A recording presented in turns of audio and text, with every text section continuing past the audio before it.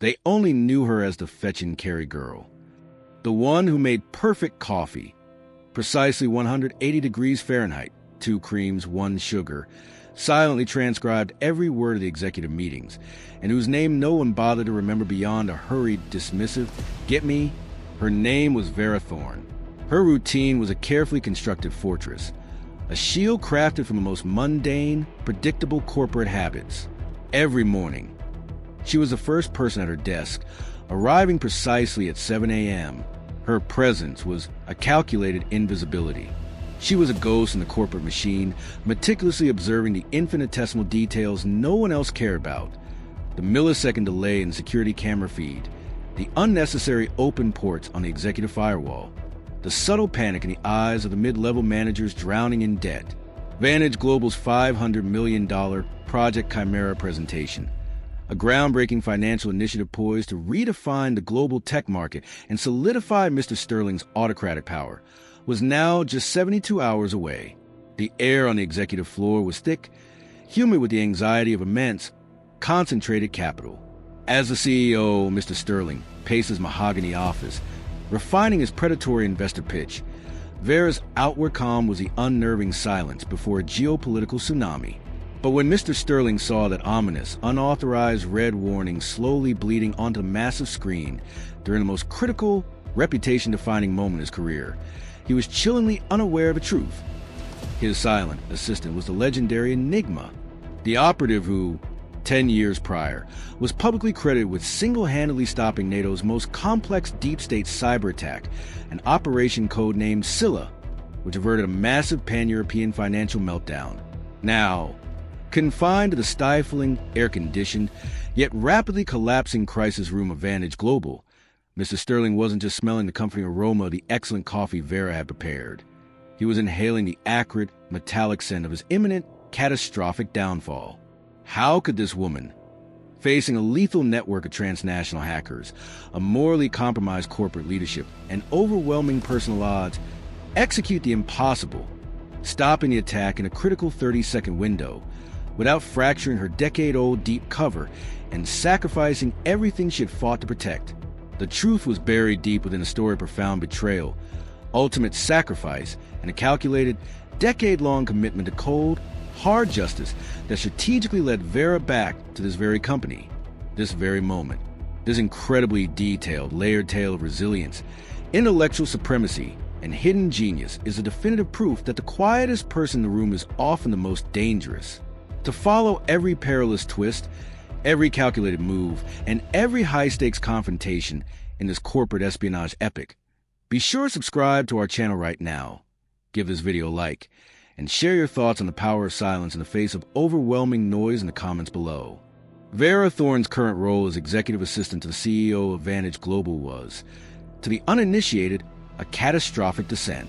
Her previous life, however, was a classified legend recorded only in the most secure digital vaults. 10 years prior, Vera wasn't simply adept at coding.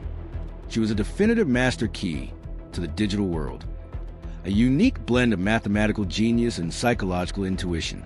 In every serious cybersecurity command center across Europe and North America, Enigma was an almost mythical figure, spoken of in hushed, almost fearful tones. Her true visual identity was non-existent in public records, but her unique digital signature, a fractal pattern of encryption, was universally revered and feared. She possessed the extraordinary, almost supernatural ability to not only read complex programming code, but to instantly understand the human intent, the inherent weakness, and the psychological blind spot behind every firewall and script.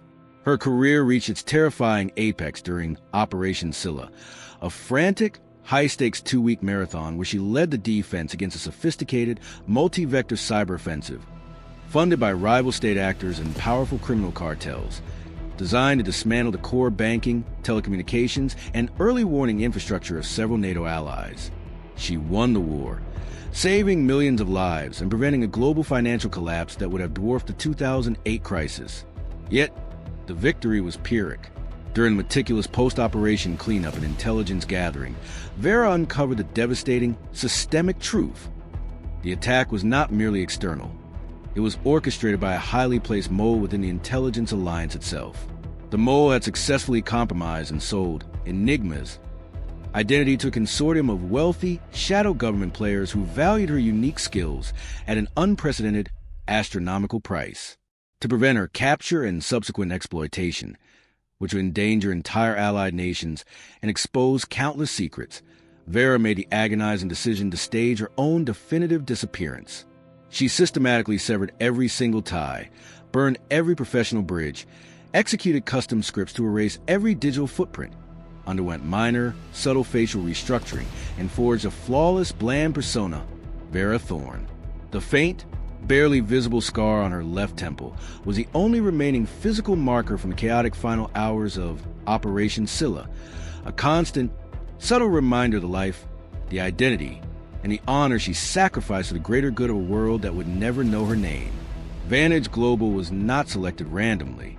It was a precise, logical endpoint of her decade-long, deliberate pursuit of justice for her late father, Dr. Alastair Thorne.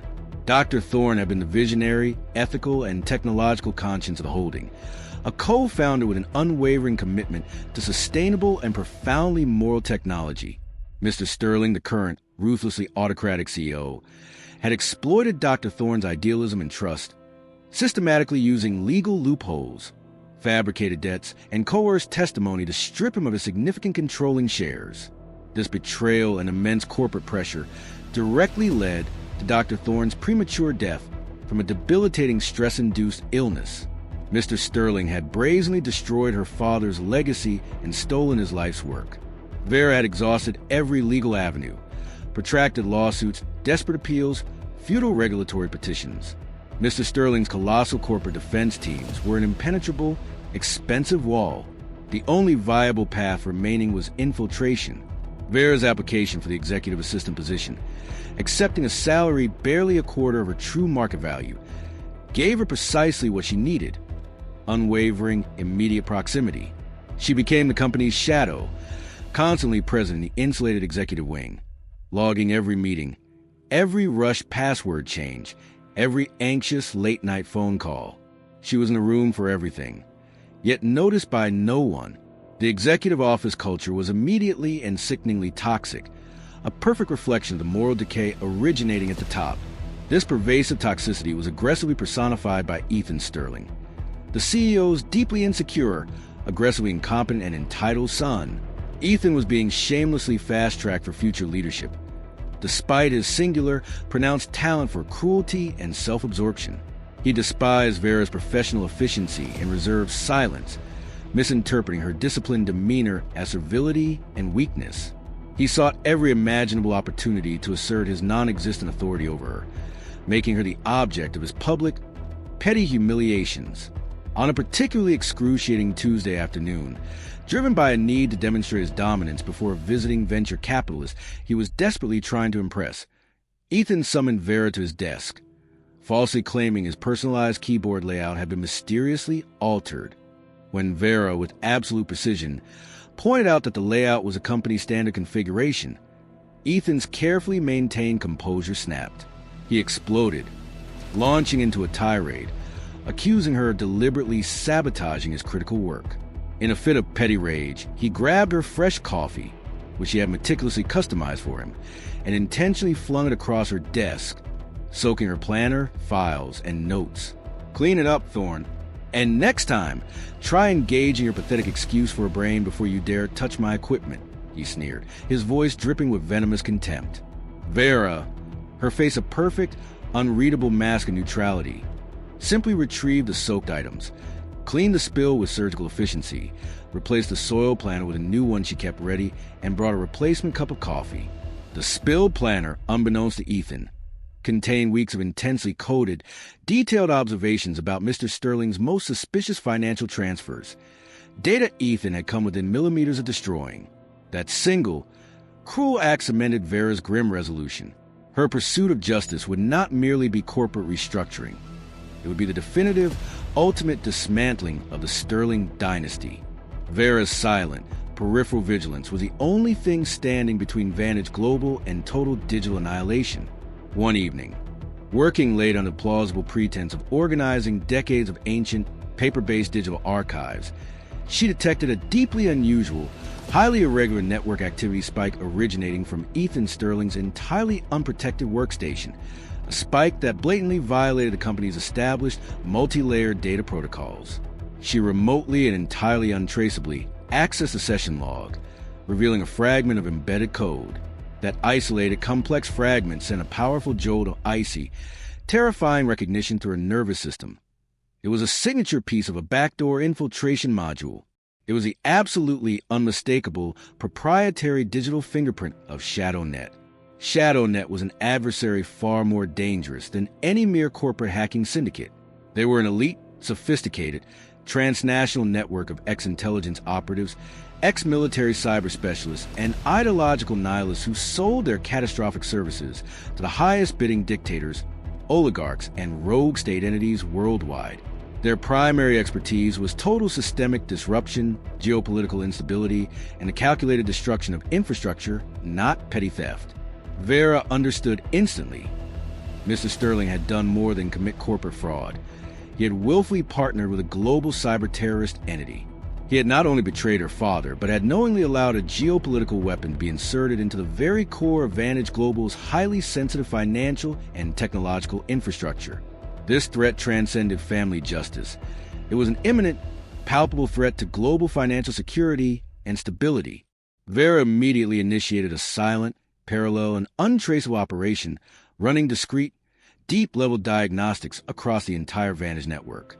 She discovered that Ethan, through his arrogant desire for quick, easy solutions, had been easily manipulated into installing a seemingly benign, secure file-sharing application, which was, in fact, the ShadowNet's Trojan horse, a permanent, stable point of entry.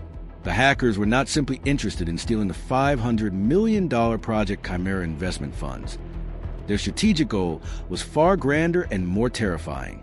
They planned to use the presentation itself, which would feature live, unencrypted data streams of global financial projections, to launch a crippling, coordinated, worldwide financial market destabilization event, utilizing Vantage Global as a primary high-profile casualty and vector. The entire Project Chimera was not their target product. It was their mechanism of global destruction. Simultaneously, Chief Miller, the company's head of corporate security, a man of profound protocol and physical surveillance mastery, was closing on the feeling that Vera was his operative anomaly. Miller was a decorated former U.S. Army Ranger whose entire professional philosophy was rigidly built on rules, hierarchy, and palpable threats. He possessed an uncanny sixth sense for operational discrepancies, and Vera was the most significant, maddening discrepancy he had ever encountered. He had relentlessly attempted to penetrate her background, running facial recognition against old military databases, checking extensive intelligence watch lists, cross-referencing global security aliases, and found absolutely nothing. Yet, the persistent, nagging feeling remained.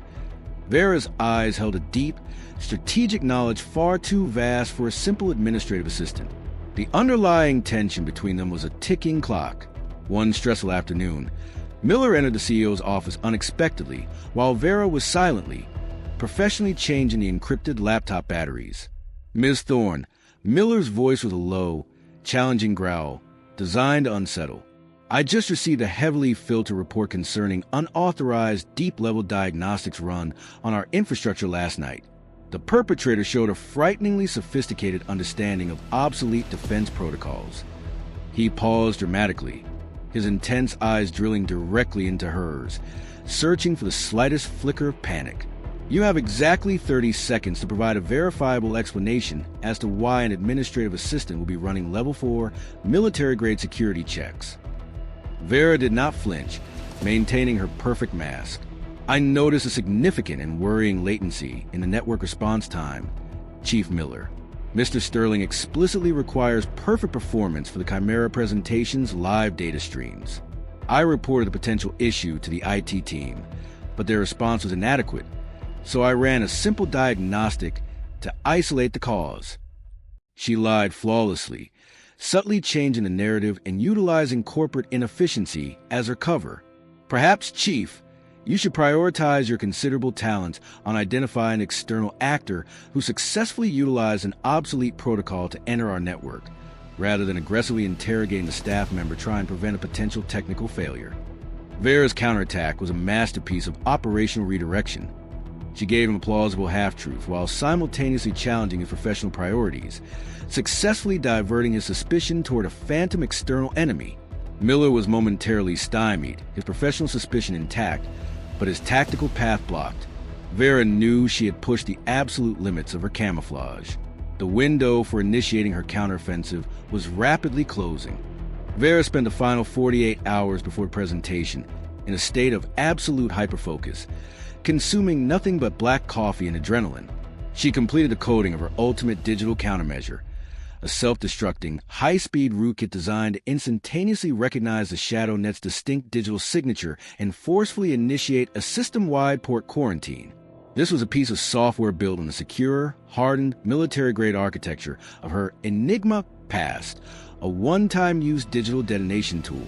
She constructed the entire program onto a minuscule, custom-designed USB drive, cleverly disguised as a standard, branded company thumb drive. Her plan was dangerously simple, yet terrifyingly dependent on perfect execution. She had to physically insert the drive into Mr. Sterling's presentation laptop after the ShadowNet hack began, but before the critical, irretrievable data loss threshold was crossed. The timing was everything, calculated down to the millisecond. The day of the Project Chimera presentation was a crescendo of nervous energy, corporate anxiety, and immense geopolitical tension.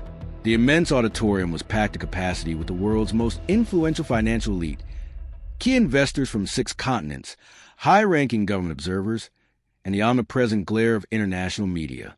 Mr. Sterling, dressed in a custom-tailored suit, stood at the podium, attempting to exude the image of financier god. Vera, encased in her signature professional gray uniform, moved with surgical, almost balletic precision, managing the water pitchers, arranging the laser pointers, and checking the podium microphone levels. Every heartbeat was calculated. Ethan Sterling was settled in the front row, an eager, self-satisfied smile plastered on his face. He believed his previous subtle bug insertion would initiate a small, embarrassing system error, a temporary frozen screen, forcing his father to step down and hand him the leadership reins. He was waiting for his moment of quiet, internal triumph. He was utterly, disastrously wrong about the nature of the beast he had unleashed. And then, the designated moment arrived, a flashpoint of digital destruction. Mr. Sterling, mid-sentence, arrogantly declaring Vantage's commitment to unbreachable digital security, watched in petrified silence as the enormous presentation screen went completely dark. A terrifying, pulsating, corrosive red binary cascade began to scroll, rapidly consuming the screen space, immediately followed by the chilling, universally recognized ShadowNet insignia, a stylized skull and crossbones. The ShadowNet was broadcasting its presence to the entire world. Mr. Sterling's voice utterly failed him. What in God's name is this? Technical emergency. Get this filth off the screen. The backstage IT team, their internal systems already compromised by the ShadowNet's deep, invasive infiltration, found their consoles locked, their keyboards frozen, all displaying the same terrifying skull icon. The attack was immediate, systematic, and total. The scrolling red text began to display the first set of highly classified, utterly devastating data. Meticulously encrypted bank transfer details proving Mr. Sterling's deliberate circumvention of international sanctions, his participation in state-level money laundering schemes, and his direct financial and operational ties to a blacklisted Eastern European criminal cartel. The auditorium instantly erupted into a deafening, terrifying roar of panic, outrage, and financial chaos. Ethan Sterling, his initial smugness instantly vaporized, now stared in paralyzed horror at the screen. No, this is absolutely wrong. They were only supposed to show the balance sheet error, he whimpered to himself, the catastrophic scale of the ShadowNet's betrayal dawning on him. Vera moved. Her operational training took over, filtering out the sensory overload. She grabbed a small aluminum serving tray and walked swiftly, yet professionally, toward the podium, maintaining the cover of needing to clear a stray water glass Mr. Sterling had knocked over. The surrounding chaos was her only shield. She held the tiny USB drive, concealed within the sweaty palm of her hand. Her heart was a steady, rhythmic drum, a complete contrast to the frantic, paralyzing adrenaline coursing through the rest of the room. She was fully Enigma Now, as she reached the podium stand, she bent down, her hand moving with lightning speed toward the laptop's exposed port. That was a precise millisecond. Chief Miller's massive hand clamped down on her shoulder like an iron vice. "That is enough, Ms. Thorne. Step away from the equipment. Now." This is a federal crime scene. Miller's suspicion, fueled by panic and fear, had finally reached its boiling point. Vera knew she could not fight him physically without immediately exposing her entire deep cover. She didn't. In a single, fluid, expertly timed motion, she used her free hand to twist the tactical walkie-talkie off his belt loop, yanked it free with astonishing force, and instantly brought it to her mouth. Her voice, utterly ice-cold, impossibly steady and amplified by the tactical device, cut through the noise, shocking the entire, rioting auditorium into a stunned, immediate silence. Security Protocol E7. Authorization Code Crabgrass. This is not a drill. I repeat, this is a code Sigma, existential emergency. Initiate immediate, deep-level system port quarantine on the primary presentation terminal. All active USB and Ethernet functions locked down for 15 seconds. Execute now. This is a direct, overriding command. The sheer, undeniable raw authority in her voice, coupled with a highly obscure, militarized terminology, instantly silenced and paralyzed Miller. Backstage, the stunned IT team, hearing the code Crabgrass, a relic known only to the most senior NATO failsafe manuals, instinctively overrode their lock consoles and immediately triggered the quarantine command. It was a perfect, unthinking, professional obedience to true command presence. Miller, momentarily paralyzed by the crushing realization that he was holding a phantom intelligence agent, demanded, his voice a panic whisper, "Who in God's name are you, woman?" Vera's gaze was fixed entirely on the screen, calculating the speed of the red binary flow. "The entire global system will collapse in exactly 10 seconds. Chief Miller, you need to stop asking questions and simply trust me." Vera ruthlessly seized her brief, 15-second window of quarantine. Before the system fully locked, she deftly nudged a USB drive into the port, mimicking the motion of adjusting a loose, innocuous cable. The rootkit deployed instantly, utilizing the system's momentary, forced ability to identify the ShadowNet's distinct malicious code signature. It began its lightning-fast surgical counterattack. In the final seconds of quarantine countdown, the terrifying, pulsing red binary stream froze, then inverted to a sterile, corporate blue.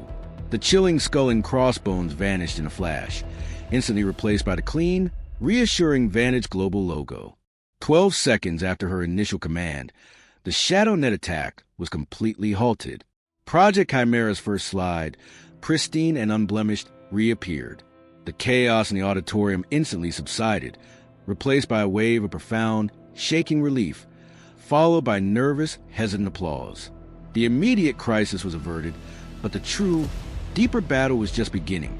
Vera's countermeasure software, while neutralizing the external threat, had also secured the primary attack log, tracing the internal, compromising origin point in the digital handshake that began the entire catastrophic fiasco. Mr. Sterling, sweat plastering his thinning hair to his forehead, regained his composure and smoothly, expertly transitioned back into his speech, entirely oblivious to the true hero and the overwhelming internal threat he still faced. Ethan Sterling was shaking uncontrollably, the catastrophic reality of his miscalculation finally dawning on him. Chief Miller, however, remained rooted to the spot, staring at Vera with a terrifying, absolute clarity. He knew with dreadful certainty that he was standing next to an operational intelligence asset, a weapon of mass digital power. As the presentation finally concluded, Vera quietly returned to her desk. She retrieved the USB, inserted it into her administrative laptop, and opened the final, irrefutable log file. Miller approached her desk, his posture rigid, his hands slightly trembling, prepared to execute an arrest if necessary. Vera anticipated him perfectly. Without a word, she swiveled her screen to face him. The display showed the full minute-by-minute attack manifest, the time-stamped log, the specific exploited vulnerability, and the clear, undeniable IP address and user account that initiated the compromising connection. E. Sterling. Vera's voice, a cold, surgical instrument of truth, was from Miller's ears alone. "The code you heard, Chief, is obsolete because only the architect who built the core NATO defense system know it. I designed that architecture, and I am the only surviving architect. I am Enigma. And that attack," she pointed to the damning evidence on the screen, "was a leverage hack initiated from within by Mr. Sterling's son, Ethan." She paused, letting the devastating gravity of the information crush him. He was foolish enough to try and embarrass his father, not realizing he was actively collaborating with ShadowNet to unleash a global financial catastrophe. Miller's face was a mask of horrified realization. He was dealing with corporate crime, an international cyber terrorist, and an unknown intelligence agent, all converging at his desk. But Vera had the final, decisive hand. She brought up the final, crucial evidence packet: meticulously encrypted communications, detailed bank statements, and voice memos detailing Mr. Sterling's years of fraudulent share acquisition, massive insider trading schemes, and his original illicit deal with ShadowNet, the very deal that provided the operational stress that directly contributed to her father's death. She presented him with a secure, physical data card containing every bite of the evidence. "This file proves Mr. Sterling's fraud, his treasonous involvement with recognized terrorist network, and the truth about my father's stolen shares. I demand justice, Chief Miller, not petty revenge. Justice in its purest corporate and legal form." Miller, a man whose entire existence was defined by the strict, unyielding military code of honor, faced the ultimate moral and professional dilemma. His sworn duty was to the corporation, but his profound, intrinsic honor demanded truth and justice. He looked into Vera's eyes, finally recognizing the deep, icy reservoir of unshakable integrity he hadn't seen in the corrupt Sterling family for decades. "You put your life, your identity, and security of this entire global corporation on the line," Miller stated, his voice barely a raw whisper. "Tell me again, why did you choose this path?" Vera looked at the framed, faded, yet immensely cherished photograph of her father on her desk. "Because justice is the only currency that doesn't devalue or decay, Chief. You have a choice. Handle this. Expose their crimes internally. Provide this evidence to the proper regulatory bodies, and ensure my father's name and shares are honorably restored.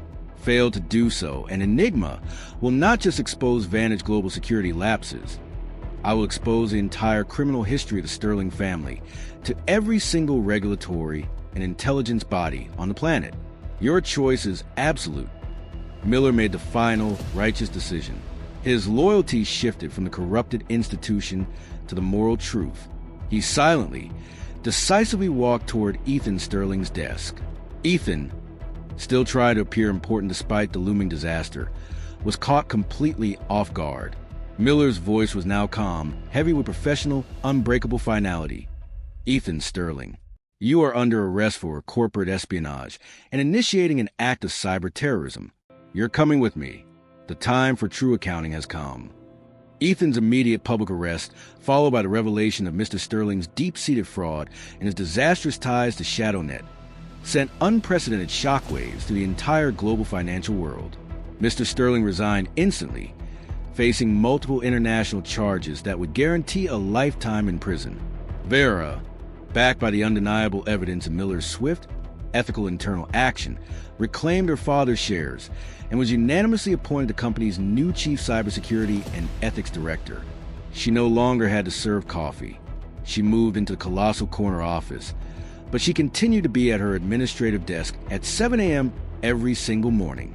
She knew that silence, perfectly fortified by irrefutable truth, was the most potent, destructive form of power.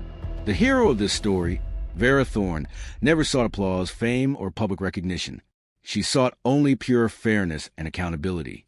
And that fairness was meticulously uncovered from behind the silent veil of an assistant's anonymity, secured by the vapor of a forgotten coffee cup. Enigma had returned to the light, not for revenge, but for institutional accountability. And this time, she was here to systematically reshape the corporate world from the inside out. But what was the final, most crucial, encrypted file that Ethan Sterling's brief, desperate hack revealed on Vera's system?